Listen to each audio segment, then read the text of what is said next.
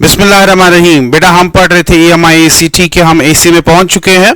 Previous lecture बेटा अगर आपने देखा होगा, हमने सीखा कि किस तरीके से हम किसी भी फंक्शन का, किसी भी वेव फॉर्म का हम एवरेज वैल्यू या RMS वैल्यू बेटा निकाल सकते हैं। मैंने आपको बहुत प्रैक्टिस कराई। पहले तो प्रोसेस थोड़ा सा लंबा था, ठीक है, लेकिन बाद में मैंने आपको एक बहुत ही खतरनाक शॉर्टकट दिखाया किस तरीके से आप शॉर्टकट बहुत ही 10 सेकंड में आप आंसर निकाल सकते हैं किसी भी वेव फॉर्म का, अगर आपको RMS वैल्यू निकालना। ठीक है, तो वो तो रहा बेटा एवरेज और RMS वैल्यू जो मेरे प्रीवियस लेक्चर्स थे। ठीक, अभी हम क्या करेंगे, अभी हम बेटा AC सर्किट्स को स्टडी करेंगे। नाउ AC सर्किट्स, जैसे कि आपको पता है कि जब आपने करंट इलेक्ट्रिसिटी पढ़ा था, आपने बेटा सर्किट्स वगैरह पढ़े थे, वैसे यहां पे जब हम AC देखते हैं, ऑल्टरनेटिंग करंट, मैं फिर से बताऊंगा, ऑल्टरनेटिंग करंट ऐसी करंट है जो अपना मैग्नीट्यूड भी चेंज करती है और जो अपना डायरेक्शन भी चेंज करती है। जब हम ऐसे सर्किट्स में, किसी सर्किट में AC डालते हैं तो उस सर्किट के कैरेक्टरिस्टिक्स कैसे होते हैं, तो हमें उसके लिए बेटा सर्किट्स को पढ़ना होगा।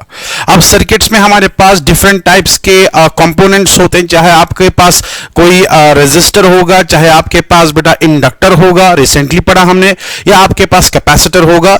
तो ये तीन एलिमेंट जो है सर्किट्स के अंदर जब होते हैं और जिनके ऊपर हम AC अप्लाई करते हैं, तो वहां पे किस तरीके के कैरेक्टरिस्टिक्स डेवलप होते हैं, हमें अब वो पढ़ने होंगे। ठीक है, तो अभी से मेरा टॉपिक जो होगा दैट विल बी बेटा AC सर्किट्स। ठीक, पहले हम प्योर सर्किट्स पढ़ेंगे, इन अ सेंस कि पहले हम प्योर रेजिस्टिव सर्किट देखेंगे, फिर प्योर कैपेसिटिव, फिर प्योर इंडक्टिव, और इस तरीके से जब हम प्योर सर्किट्स खत्म करेंगे उसके बाद बेटा हम इन तीनों को कंबाइन करके LCR सर्किट्स पढ़ेंगे, जो कि इनका कॉम्बिनेशन होगा बेटा। ठीक है, लेकिन कॉम्बिनेशन तक तभी हम पहुंच पाएंगे जब आपके प्योर सर्किट्स पहले क्लियर होंगे।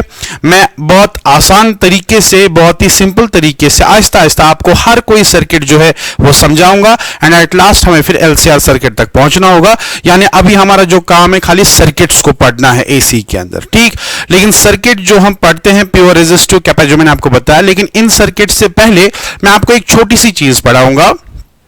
मैं आपको बेटा एक टेक्निक दिखाऊंगा, हम किस टेक्निक से इन सर्किट्स को स्टडी कर पाते हैं। ठीक है, तो एक छोटी सी टेक्निक है, पहले मैं वो डिस्कस करूंगा और उसके बाद मैं पहला सर्किट आज डिस्कस करूंगा जो कि छोटा है, सिंपल है। ठीक है, लेकिन बाकी सर्किट जो है वो फिर इससे बड़े होंगे। लेकिन आज पहले मैं आपको बेटा एक टेक्निक पढ़ाऊंगा जिस टेक्निक से हम इन सर्किट्स को कन्वीनियंटली पढ़ पाते हैं, and that is what we call बेटा फेजर डायग्राम टेक्निक या सिंपल फेजर डायग्राम्स हम देखेंगे आज के टॉपिक में। तो बेटा मैं यहां पे लिखूंगा फेजर डायग्राम। तो बेटा समझते हैं ये फेजर डायग्राम क्या है, हमारी कन्वीनियंस के लिए बेटा। ठीक है, AC सर्किट्स को अच्छे से एनालाइज करने के लिए हमारे पास फेजर डायग्राम्स होते हैं। लेकिन अब सवाल है कि ये फेजर डायग्राम क्या होता है, फेजर क्या होता है। पहली बात बेटा, फेजर जो अगर हम उसको सिंपल टर्म्स में आपके सामने रखूं, फेजर एक रोटेटिंग वेक्टर होता है, एक ऐसा वेक्टर जो कि घूम रहा है, जो कि रोटेट हो रहा है। ठीक है, रोटेटिंग वेक्टर से हम AC यानी ऑल्टरनेटिंग करंट या ऑल्टरनेटिंग वोल्टेज, जो आपको पता है जिसका कभी मैक्सिमम वैल्यू होता है, फिर कम हो जाता है, फिर नेगेटिव वैल्यू होता है, फिर और वापस जीरो आ जाता है। ठीक है, तो ऐसी क्वांटिटी जो कि साइनोसाइडली चेंज हो रही होती है, ऐसी क्वांटिटीज को हम फेजर डायग्राम से अच्छे तरीके से कन्वीनियंटली रिप्रेजेंट कर पाते हैं बेटा, फेजर डायग्राम्स। ठीक है, फेजर डायग्राम्स इस्तेमाल करना हमारी सहूलत के लिए यहां पे। अब मैं आपको बताता हूं, जैसे मैंने आपको कहा कि फेजर डायग्राम जो होता है ये बेसिकली एक रोटेटिंग वेक्टर होता है। तो ये रोटेटिंग वेक्टर क्या है, तो देखिए बेटा, मान लीजिए ये मैंने यहां पे कोऑर्डिनेट एक्सिस बनाई। अब मान लीजिए मैं यहां पे एक वेक्टर बनाता हूं बेटा। ठीक है, चलिए मैं इस वेक्टर का नाम A वेक्टर लिखता हूं, बाद में मैं इनको चेंज करूंगा, लेकिन कॉन्सेप्ट को समझने के लिए यहां पे A वेक्टर है, and this A vector is making an angle theta with this x axis बेटा। ठीक है, अगर ये एक ही जगह पे होगा, आपको बेटा पता है वेक्टर के दो कंपोनेंट्स हम निकाल सकते हैं। तो यहां से अगर हम देखेंगे, यहां से इसका जो कंपोनेंट निकलेगा that will be equal to बेटा A cos ऑफ थीटा, जबकि यहां से अगर हम इसका कंपोनेंट देखेंगे that will be equal to बेटा A sin ऑफ थीटा। तो क्योंकि हमारे पास साइनोसाइडल करंट जो है ज्यादातर I0 sin ओमेगा t है, तो मेरी नजर इस वर्टिकल कंपोनेंट पे आ रही है साइन। ठीक है, कॉस पे भी हो सकता है, डिपेंड करता है आपका AC कैसे रिप्रेजेंट करे। लेकिन फिलहाल जिन सिंपल टर्म्स मैंने आपको AC समझा है, तो I is equal to I0 sin, there is something to do with the sine. और यहां पे साइन जो है ये वर्टिकल कंपोनेंट में आ रहा है, ठीक है। अब अगर मैं एक काम करूं, अब अगर मैं इस वेक्टर को जो यहां पे है इसको मैं यहां पे घुमाऊं, ठीक है, रोटेट कराऊं, और रोटेट कराऊंगा इस वेक्टर को with N angular speed of omega, vector को रोटेट कराऊंगा। ये एक हाइपोथेटिकल ज्योमेट्रिकल कंसीडरेशन है बेटा, ठीक है, ऐसा कोई चीज रोटेट नहीं हो रहा है, ठीक, ये एक ज्योमेट्रिकल कंसीडरेशन है और प्योरली हाइपोथेटिकल है, ठीक। तो मान लीजिए ये जो वेक्टर है ये मान लीजिए रोटेट हो रहा है विद एंगुलर स्पीड ओमेगा। जब इसकी एंगुलर स्पीड ओमेगा है दैट मींस ये आएगा थीटा डिवाइडेड बाय टी। कितना एंगल स्वीप कर रहा है वेक्टर विद टाइम, ठीक है, and that means theta can be written as omega T, जो आपको ऑलरेडी पता था। तो अगर मैं एक काम करूंगा, ये जो वेक्टर है ये मान लीजिए घूम रहा है, तो घूमते घूमते किसी भी टाइम पे इसका जो यहां पे एंगल होगा बेटा, ठीक है, इसका जो एंगल होगा उस एंगल को मैं यहां पे ओमेगा टी से रिप्रेजेंट कर सकता हूं। Simple omega T is the angle, लेकिन ओमेगा टी जो है यहां पे कांस्टेंट एंगल नहीं है, ये यहां पे चेंज हो रहा है टाइम के साथ। जैसे जैसे टाइम इवॉल्व होता जाएगा ये एंगल चेंज होता जाएगा, और जब ये एंगल चेंज होता जाएगा ये वेक्टर जो है ये अपनी एंगुलर पोजीशन चेंज करेगा। पहले यहां पे था, उसके बाद बेटा यहां पे पहुंचेगा, उसके बाद यहां पे पहुंचेगा। इस तरीके से ये वेक्टर जो है ये घूमेगा, ठीक है। अब अगर मैंने यहां पे ओमेगा टी लिखा तो यहां पे जो कंपोनेंट्स है वो आएगी बेटा ए कॉस ओमेगा टी, यहां पे आएगा बेटा ए साइन ओमेगा टी। तो किसी तरीके से हम इसके पास अप्रोच हो रहे हैं, I is equal to I not sine omega t. Angle का यहां पे हिसाब आ गया, मैं थीटा के बदले ओमेगा टी इस्तेमाल करना चाहता हूं, लेकिन अब मैंने कर सकता हूं बेटा, ठीक है, लेकिन अब मैंने यहां पे एक वेक्टर डाला था ए वेक्टर, ये एक ऐसे ही हाइपोथेटिकल वेक्टर था। लेकिन अगर मैं एक काम करूंगा बेटा, ए जो है ए वेक्टर इसकी लंबाई इसके बराबर है, और यही लंबाई यहां पे आती है, यही लंबाई यहां पे आती है along with sine and cos. तो क्यों ना मैं एक काम करूं, मैं इस ए वेक्टर के बदले यहां पे आई नॉट लिखूं बेटा, आई नॉट, ठीक है। आई नॉट जो है ये अगर इस वेक्टर की लंबाई बनती है, आई नॉट जो है अगर ये इस वेक्टर की लंबाई बनती है, तो इस वेक्टर का जो वर्टिकल कंपोनेंट होगा बेटा, ठीक है, इस कंपोनेंट का जो वर्टिकल कंपोनेंट होगा that will be simply equal to बेटा I not sine omega T, और इसका हॉरिजॉन्टल कंपोनेंट जो है that is equal to I naught cos omega T. But I am not interested in that, क्योंकि मेरा जो AC है उसकी जनरल रिप्रेजेंटेशन है I is equal I not sine omega T. Cos भी हो सकता है लेकिन फिलहाल I is equal I not sine omega T. तो यहां पे आप देखिए कितना अच्छा हुआ, यहां पे अगर आपने एक वेक्टर बनाया जिस वेक्टर की लेंथ करंट की पीक वैल्यू की जितनी है, इस वेक्टर का अगर हम वर्टिकल कंपोनेंट देखेंगे, ये वर्टिकल कंपोनेंट बेटा करंट के इंस्टेंटेनियस वैल्यू को रिप्रेजेंट करता है। लेकिन याद रहे ये यहां पे वेक्टर जो है ये एक ही जगह पे नहीं है बेटा, ये घूम रहा है। ये वेक्टर यहां पे है, उसके बाद बेटा यहां की तरफ चला जाएगा, और उसके बाद यहां पे आ जाएगा, और जब बेटा ये घूमेगा अकॉर्डिंगली एंगल का वैल्यू चेंज हो जाएगा। जब बेटा एंगल का वैल्यू चेंज हो जाएगा अकॉर्डिंगली इस कंपोनेंट का वैल्यू चेंज हो जाएगा, यानी यहां पे करंट का वैल्यू जो यानी इसका जो वर्टिकल कंपोनेंट है वो चेंज हो जाएगा, जिससे वर्टिकल कंपोनेंट यहां पे चेंज हो रहा है। और वही चेंज तो हमें चाहिए थी, हमें करंट की यहां पे चेंज चाहिए थी। तो कहने की बात यह है कि अगर मैं यहां पे एक रोटेटिंग वेक्टर लेता हूं जिसका एम्पलीट्यूड या जिसका जो लेंथ है वो करंट के पीक वैल्यू के बराबर है, तो ऐसे वेक्टर का जो वर्टिकल कंपोनेंट है जो कि चेंज हो रहा है क्योंकि घूम रहा है, वेक्टर एक जगह पे नहीं है, ठीक है, ये घूम रहा है, तो ऐसे वेक्टर का जो वर्टिकल कंपोनेंट है ये करंट के इंस्टेंटेनियस वैल्यू को रिप्रेजेंट करता है। और इसी तरीके से अगर मैं यहां पे एक और फेजर बनाऊंगा, ठीक है, और इस फेजर पे से ये अगर किसी को समझ नहीं आया, मैं रिपीट कर रहा हूं, लेकिन सेम चीज को रिपीट नहीं करूंगा, आप बोर हो जाते हैं, ठीक है। मैं यहां पे डिफरेंट एग्जांपल लिखूंगा। मान लीजिए मैंने यहां पे एक वेक्टर यहां पे दिया और ये रोटेटिंग वेक्टर है, और ये रोटेटिंग वेक्टर जो है एंटी क्लॉकवाइज घूम रहा है, याद रखना एंटी क्लॉकवाइज यहां पे हम लिख रहे हैं, ठीक है। तो यहां पे अगर हम देखेंगे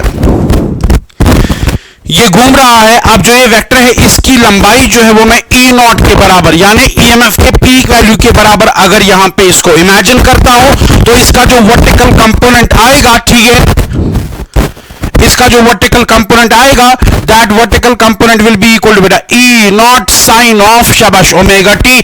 और यही तो हमारा EMF होता है, साइनोसाइडल EMF होता है बेटा। तो चाहे आप करंट की बात करें जो साइनोसाइडली वैरी हो रही थी, EMF की बात करें जो भी साइनोसाइडली वैरी हो रही थी, तो ऐसी एसी या जो ऑल्टरनेटिंग वोल्टेज है वो हम रिप्रेजेंट कर पाते हैं एक घूमते हुए वेक्टर के वर्टिकल कंपोनेंट से। तो ये घूमता हुआ वेक्टर जो है बेटा हम इसको फेजर बोलते हैं और इसका जो वर्टिकल कंपोनेंट ये हमें इंस्टेंटेनियस वैल्यू देता है। हम करंट और ईएमएफ दोनों का फेजर ड्रॉ कर सकते हैं और इससे बेटा हमें सर्किट के कैरेक्टरिस्टिक समझ आते हैं। अभी तो नहीं आएंगे, अभी तो आपको पता नहीं चलेगा कि ये इतना इंपॉर्टेंट क्यों है, लेकिन जैसे ही एक दो लेक्चर हो जाएंगे जब हम एलसीआर सर्किट तक पहुंच जाएंगे, ठीक है, तो वहां पे सारा कैलकुलेशन फेजर डायग्राम पे ही होगा। ऑल्दो ये बहुत बेसिक है, जैसे मैंने आपको दिखाया, डेफिनेटली आपको समझ आना चाहिए, ठीक है, लेकिन 2-3 दिन के बाद आप देखेंगे कि इसकी सिग्निफिकेंस क्या है, ये कितनी कॉम्प्लिकेटेड कैलकुलेशंस को बहुत जल्दी से बहुत आसानी से करके देता है बेटा, ठीक है। तो फेजर डायग्राम टेक्निक ऐसा है, याद रहे, ये यहां पे वेक्टर जो है ये घूमेगा। पहले ये वेक्टर बेटा यहां पे होगा एक्स एक्सिस पे, तो उस टाइम पे वर्टिकल कंपोनेंट 0, यानी उस टाइम पे कोई भी वर्टिकल कंपोनेंट नहीं होगा। उसके बाद जब ये वेक्टर बेटा यहां पे घूमने लगता है तो वर्टिकल कंपोनेंट आने लगता है। जब ये वेक्टर पूरा वाई एक्सिस पे ही आएगा तो उस टाइम पे ईएमएफ का यानी वर्टिकल कंपोनेंट मैक्सिमम होगा। उसके बाद ये कंटिन्यूअसली यहां की तरफ अब घूमेगा। जब बेटा ये यहां की तरफ घूमेगा ना, इसका वर्टिकल कंपोनेंट फिर से कम होने लगेगा और जब ये यहां पे पहुंचेगा वर्टिकल कंपोनेंट 0, उसके बाद बेटा यहां पे ये नीचे की तरफ भी घूमता है, ये पूरा 360 डिग्री घूमेगा। और जब ये बेटा नीचे की तरफ घूमेगा ना, तो उस टाइम पे इसका जो वर्टिकल कंपोनेंट है बेटा, जब ये नीचे की तरफ घूमेगा ना, उस टाइम पे इसका जो वर्टिकल कंपोनेंट है वो vertical component negative Y axis पे गिरेगा, फिर से बढ़ने लगेगा और यहां पे मैक्सिमम होगा लेकिन नेगेटिव मैक्सिमम। फिर जब ये यहां पे आएगा तो वर्टिकल कंपोनेंट डिक्रीज होने लगेगा और इस जगह पे फिर से वापस 0 होने, यानी ये वेक्टर जो ये पूरा 360 डिग्री घूमता है। और जितना ये 360 डिग्री घूमता है, वर्टिकल कंपोनेंट चाहे पॉजिटिव वाई एक्सिस पे आ जाए या नेगेटिव वाई एक्सिस पे आ जाए, ये हमेशा इंस्टेंटेनियस वैल्यू को रिप्रेजेंट करता है। Instantaneous value of current, instantaneous value of voltage, जिसकी भी जरूरत होती है वो यहां पे रिप्रेजेंट करता है इसका वर्टिकल कंपोनेंट बेटा। सो दिस वाज बेटा फेजर। तो फेजर क्या है? एक रोटेटिंग वेक्टर जिसका वर्टिकल कंपोनेंट या इवन हॉरिजॉन्टल कंपोनेंट भी इन एस वे कि अगर आपका current I naught cos omega T से रिप्रेजेंट हो रहा है, ठीक है, तो फिलहाल जिसका वर्टिकल कंपोनेंट आपका इंस्टेंटेनियस क्वांटिटी जो है वो रिप्रेजेंट करता है और इस तरीके से हमारा काम बेटा बहुत आसान होता है। तो अब अगर आपको बेटा फेजर डायग्राम समझ आया, बहुत आसान है, लेकिन ये आप डिफरेंट सर्किट्स में बेटा डिफरेंट फॉर्म्स लेता रहेगा, लेकिन बेसिक आइडिया यही है जो मैंने आपको दिखाया, ठीक है। तो बेटा अगर आपको ये फेजर डायग्राम टेक्निक समझ आ गई, ठीक है, हम यहां पे अब क्या करेंगे, हम यहां पे अब सर्किट स्टार्ट करेंगे बेटा। तो मेरा टॉपिक जो है, जो बहुत लेक्चर्स पे अभी चलेगा, मतलब ये एसी का मान लीजिए आप इतना ही पढ़ना है एसी के अंदर, ठीक है। तो अब हम यहां पे स्टार्ट करेंगे एसी सर्किट्स, ठीक है, एसी सर्किट्स यानी एसी करंट के बने हुए बेटा सर्किट्स। तो सबसे पहले हम क्या करेंगे, हम यहां पे एक प्योर रेजिस्टिव सर्किट लेंगे, pure resistive circuit. Pure resistive circuit आज पढ़ाऊंगा, ये बहुत आसान है, बहुत सिंपल है। लेकिन बेटा pure inductive circuit, pure capacitive circuit, उनका थोड़ा सा बिहेवियर जानने में थोड़ा टाइम लगेगा, एक एक लेक्चर में लगेगा, ठीक है।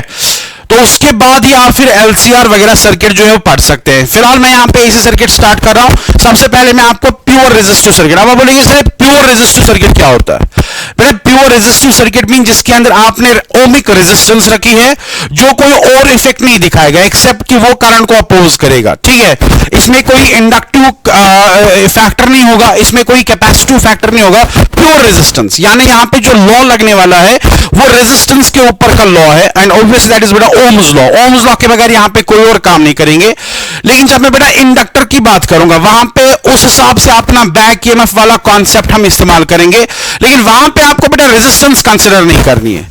जिस तरीके से हम यहां पे प्योर रेजिस्टेंस बोल रहे हैं, कोई इंडक्टेंस का इफेक्ट नहीं, कोई कैपेसिटेंस का इफेक्ट, तो प्योर इंडक्टिव के टाइम पे खाली इंडक्टिव इफेक्ट रहेगा बेटा, ठीक है।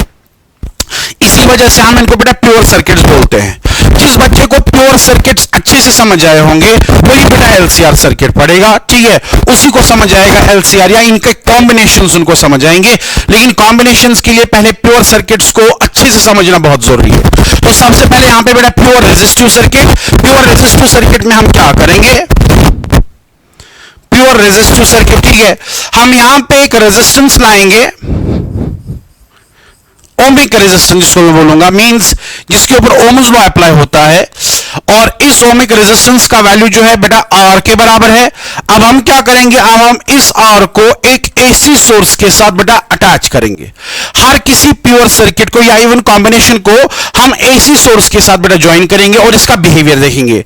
बिहेवियर क्या देखना है वो मैं आपको समझाता हूं।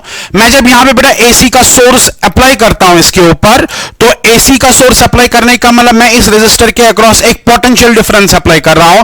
लेकिन आपको पता है एसी में पोटेंशियल डिफरेंस कांस्टेंट नहीं रहती है, वो साइनोसाइडली चेंज हो रही है। तो जो मैं यहां पे पोटेंशियल डिफरेंस लिख रहा हूं दैट इज बेटा E not sine omega t. This is the applied potential difference. हर किसी सर्किट में हम ये पोटेंशियल डिफरेंस बेटा अप्लाई करेंगे। तो हमें करना क्या होगा, हमें हर किसी सर्किट में देखना होगा करंट का वेव फॉर्म, यानी करंट की शेप कैसी आएगी, करंट का जो स्ट्रक्चर है वो कैसा होगा, हर किसी सर्किट में हमें देखना है, ठीक है। तो जैसे यहां पे प्योर रेजिस्टिव सर्किट है तो जाहिर सी बात है मैं ओम्स लॉ इस्तेमाल, क्योंकि उसके बगैर तो कुछ और कर नहीं सकता हूं। वैसे जब हम इंडक्टर के ऊपर जाएंगे तो इंडक्टर के ऊपर जो लॉज अप्लाई होते हैं वहां पे वो इस्तेमाल करूंगा। लेकिन अल्टीमेटली हमारा एम हमेशा ये रहेगा कि किसी भी एसी सर्किट में जब हमने ये वोल्टेज डाली, इस तरीके की वोल्टेज डाली, तो उस सर्किट में करंट का क्या शेप होगा। तो हमें हर किसी सर्किट में करंट की शेप निकालनी होगी बेटा, ठीक है। अब जब यहां पे प्योर रेजिस्टिव सर्किट है बेटा, इस प्योर रेजिस्टिव सर्किट में करंट की शेप को निकालने के लिए मैं सिंपल ओम्स लॉ इस्तेमाल करूंगा बेटा, ओम्स लॉ, ठीक है। चाहे वोल्टेज बढ़े या कम हो जाए ओम्स लॉ एप्लीकेबल है, ठीक है। लेकिन आपको पता है इंडक्टर के अंदर क्या होता है, जब वहां पे करंट इंक्रीज हो रही होती है तो वहां पे ऑपोजिशन आती है एंड सो ऑन, ठीक। लेकिन यहां का मैकेनिज्म बहुत सिंपल है। रेजिस्टर का काम होता है करंट को अपोज करना, बस सिंपल, करंट को अपोज करना। तो ओम्स लॉ के मुताबिक अगर हम देखेंगे इस सर्किट के अंदर जो बेटा करंट होगी, किसी भी रेजिस्टिव सर्किट के अंदर जो करंट होगी दैट इज इक्वल टू आप कितना ईएमएफ अप्लाई करेंगे और सर्किट की कितनी रेजिस्टेंस है बेटा, सिंपल। हमें करंट का वेव फॉर्म स्ट्रक्चर निकालना है तो ऐसा। तो आज के टॉपिक में आपको ये बहुत सिंपल लगेगा, लेकिन जब हम इंडक्टर सर्किट पढ़ेंगे, ठीक है, कैपेसिटिव सर्किट पढ़ेंगे, वहां पे मैं नहीं बोलूंगा डिफिकल्ट है, खतरनाक है, नहीं आसान है, लेकिन वहां पे इतना सिंपल भी नहीं है बेटा। यहां पे तो नॉन ओम्स लॉ एप्लीकेबल था, तो यहां पे जो करंट का वेव फॉर्म हम देखेंगे या करंट का शेप अगर हम देखेंगे दैट मींस बेटा current will be equal to, अब ई जो हमने अप्लाई किया इट इज इक्वल बेटा E not sine omega t divided by बेटा आर, ठीक है। तो यहां पे अगर मैं इस ई नॉट बाय आर को रिप्रेजेंट करूंगा बेटा आई नॉट से, so it is I naught sin omega t, where I have written, where शाबाश I naught is equal to बेटा E naught by R। ये करंट का पीक वैल्यू है, यानी करंट का मैक्सिमम वैल्यू जो है वो कौन डिसाइड करेगा, वो बेटा रेजिस्टेंस डिसाइड करेगी। अगर आपकी रेजिस्टेंस सर्किट की बेटा ज्यादा है तो पीक वैल्यू बेटा कम आएगा, एंड अकॉर्डिंगली अगर आपकी रेजिस्टेंस कम है तो पीक वैल्यू बेटा ज्यादा आएगा। दैट मींस यहां पे जो पीक वैल्यू करंट का है that is decided by the resistance of the circuit. So this is जो मैंने यहां पे इस्तेमाल किया, so peak value of current is equal to peak value of voltage divided by the resistance बेटा, ठीक है। लेकिन फिलहाल पीक वैल्यू तो मैंने यहां पे निकाल दिया, तो करंट का वेव फॉर्म जो है वो इस तरीके का आ गया बेटा। याद रहे हमने यहां पे वोल्टेज का जो फॉर्म दिया था it was E not sine omega T, और यहां पे करंट का जो फॉर्म आएगा it is I not sine omega T. ये दोनों फॉर्म्स आपस में बेटा मिल रहे हैं। मिलने का क्या मतलब है, ध्यान से देखेंगे बेटा। अगर मैं यहां पे कुछ टाइम्स पे, यानी मैं इनका ग्राफ प्लॉट करना चाहता हूं, अगर मैं यहां पे देखूंगा, ठीक है, एट t इक्वल टू 0, ठीक। अगर हम e का वैल्यू देखेंगे बेटा, e will be equal to e naught sine omega t के बदले 0, and ultimately this will lead to 0 बेटा। और करंट का वैल्यू भी अगर मैं देखूंगा it is I not sine omega 0, क्योंकि मैं टाइम t इक्वल टू 0 की बात कर रहा हूं, तो ये भी यहां पे 0 आएगा। यानी इनिशियली वोल्टेज भी 0 होगी बेटा, करंट भी 0 होगी, लेकिन खाली एक पॉइंट से जस्टिफाई नहीं कर पाऊंगा जो मुझे कहना है बेटा, ठीक है। इसके बाद अगर मैं यहां पे लिखूंगा बेटा t equal to t by 4, obviously wave form दोनों का सेम है, दोनों का आंसर बेटा सेम आ जाएगा।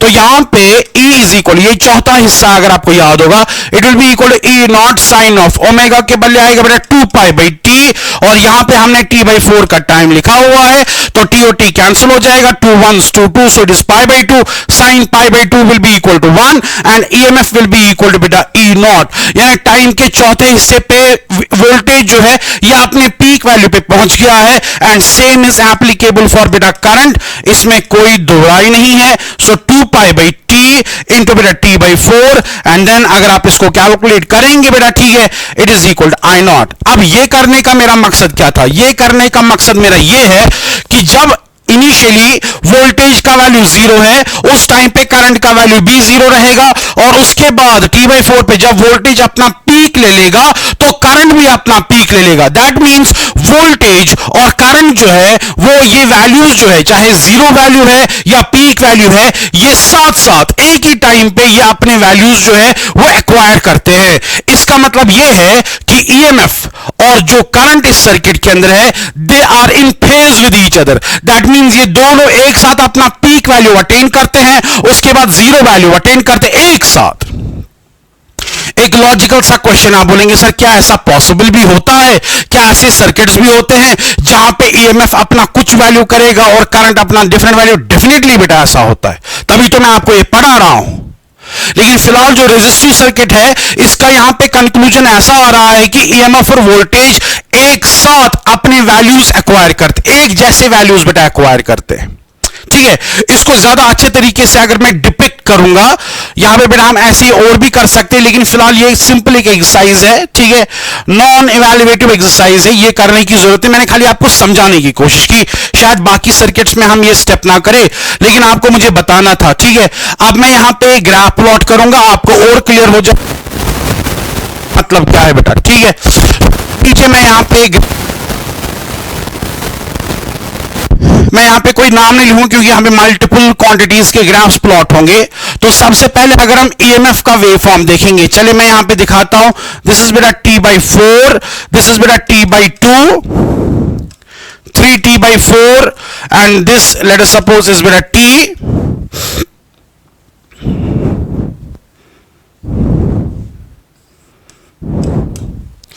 ठीक है। अब अगर मैं यहां पे सबसे पहले ईएमएफ का वो यहां वेव फॉर्म ड्रॉ करूंगा, ठीक है, तो यहां पे बेटा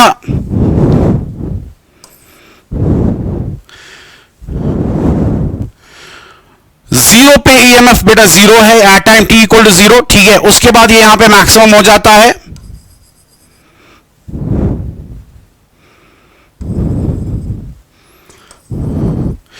साइन वेव बेटा ड्रॉ करनी है, सिंपल।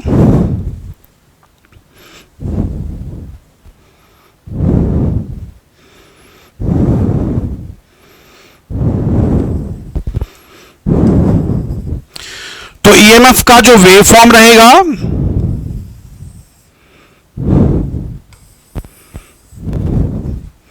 ठीक है, I can write it as this is E equal to E naught sin omega t, indicating at time t equal to 0 E is 0, t equal to t by 4 पे E का value बेटा maximum आ रहा है,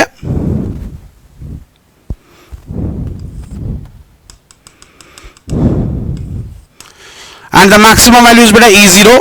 उसके बाद ये वापस जा रहा है यहां पे, और फिर यहां पे नेगेटिव साइड पे ऐसे माइनस ई नॉट, ठीक है बेटा।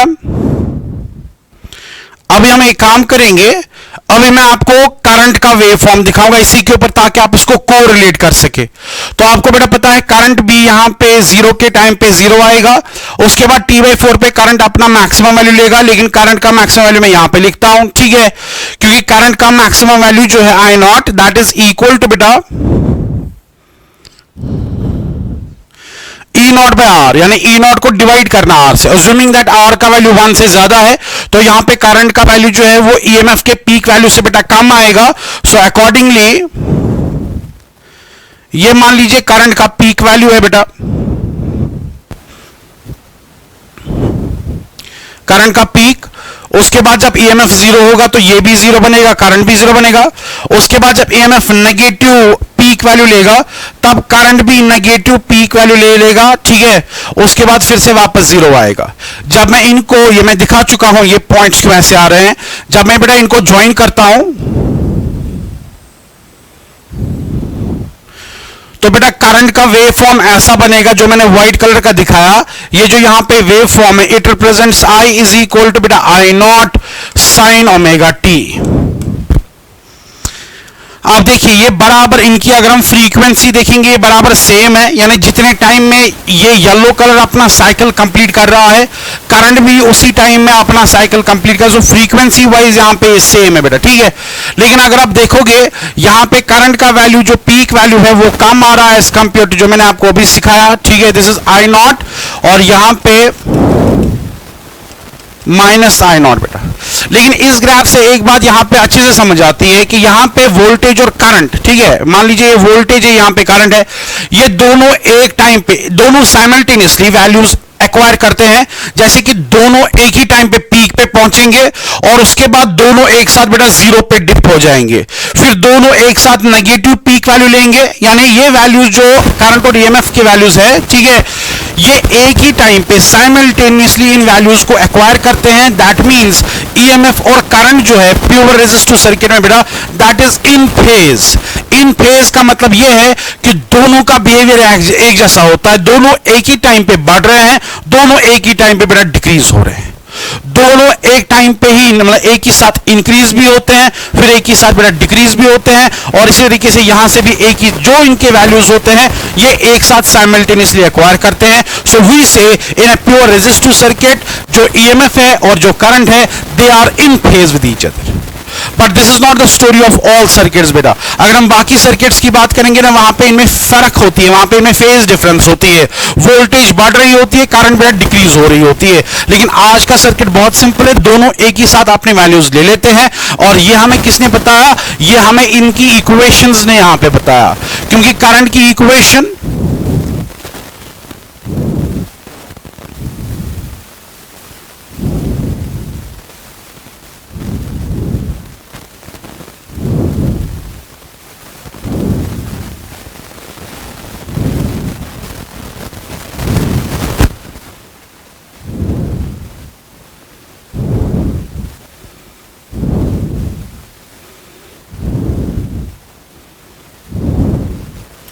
चले बेटा, ये यहां पे गायब हो गया।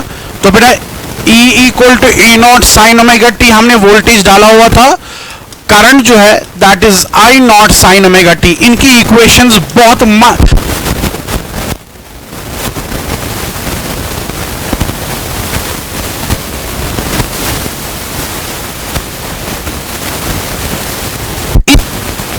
का एक और तरीका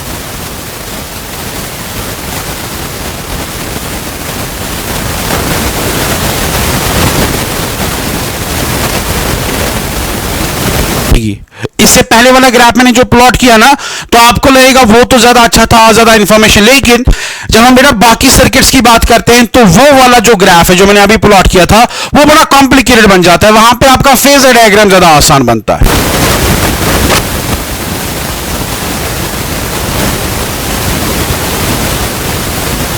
तो मैं यहां पे ड्रॉ करूंगा and this phasor is the voltage phasor E not, यहां पे मैं लिख है, and this phasor is making an angle of, पता है वेव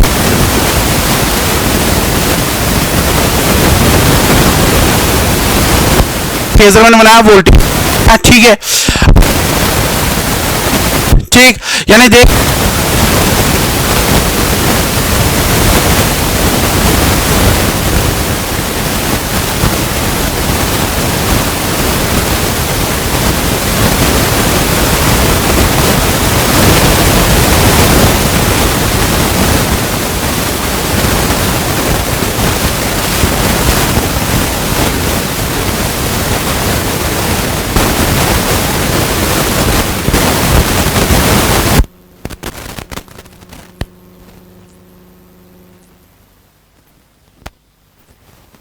जो होता है रोटेटिंग वेक्टर होता है, ये दोनों वेक्टर यहां पे घूमेंगे, करंट भी आप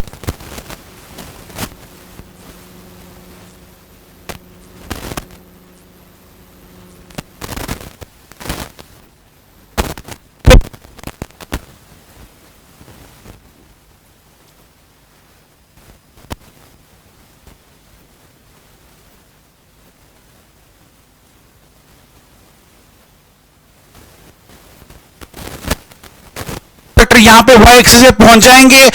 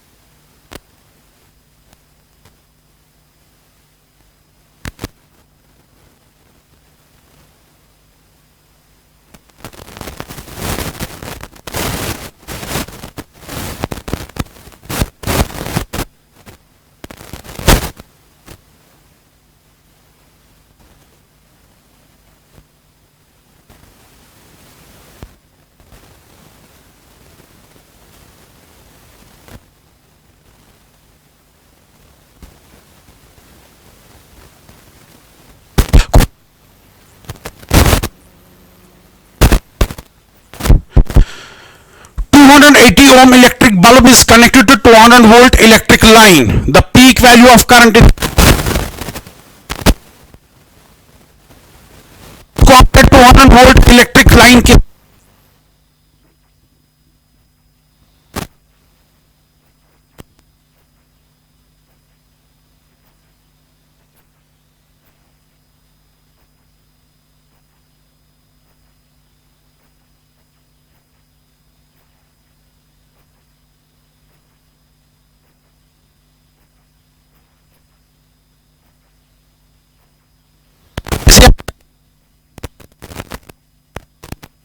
लाइन RMS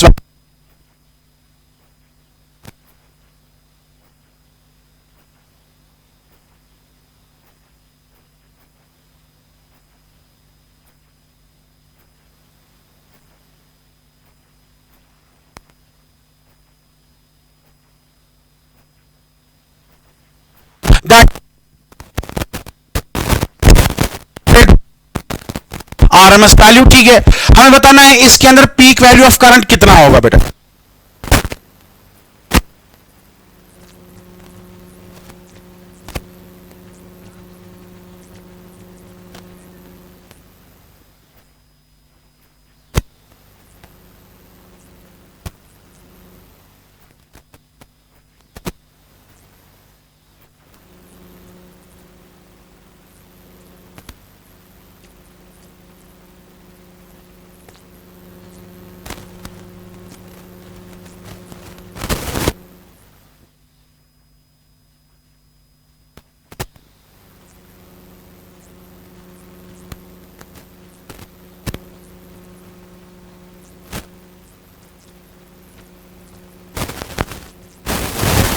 लिखूंगा ERMS √2 डिवाइड बाय R। अब आप यहां पे वैल्यूज डाल सकते हैं। दिस इज बेटा 200, ठीक है, multiplied by √2 that is 1.414 divided by बेटा 280। Now it's easy to calculate बेटा 280। चलो ये खत्म हो गया।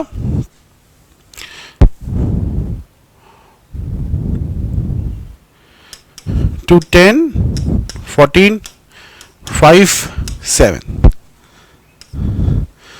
सो आई थिंक 5 इंटू 1.4 जो है वो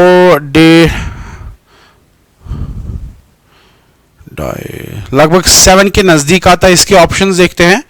about 1 ampere, 0, about 2 ampere, about 4 ampere. नहीं, 0 तो नहीं आएगा, 2 भी नहीं आएगा। ये 5 को 1.5 के साथ मल्टीप्लाई अबाउट 7 के नजदीक आएगा, 7/7। That means this will be approximately equal to about 1 ampere बेटा। ठीक है, एक और क्वेश्चन है, यह आप कर लीजिएगा बेटा। An alternating current of RMS value, current का RMS वैल्यू दिया है 10 ampere, is passed through 12 ohm resistor. The maximum potential difference across the resistor is, maximum potential difference का मतलब है आपको बेटा E नॉट निकालना है। Again you will be using Ohm's law, ठीक है। E naught is equal to बेटा I नॉट इंटू R, लेकिन आपको करंट का RMS वैल्यू दिया है, तो पहले यहां पे आपको RMS वैल्यू इंसर्ट करना होगा and then you can find. आसान है बेटा, इतना तो आपको आएगा। तो बेटा आज के लेक्चर में मैंने आपको रेजिस्टिव सर्किट, तो हमने प्योर रेजिस्टिव सर्किट में क्या देखा, ठीक है, हमने देखा कि वहां पे करंट का वेव फॉर्म और ईएमएफ का वेव फॉर्म एक जैसा आइडेंटिकल आता है। जब ईएमएफ बढ़ रहा होता है करंट भी बढ़ती है, जब ईएमएफ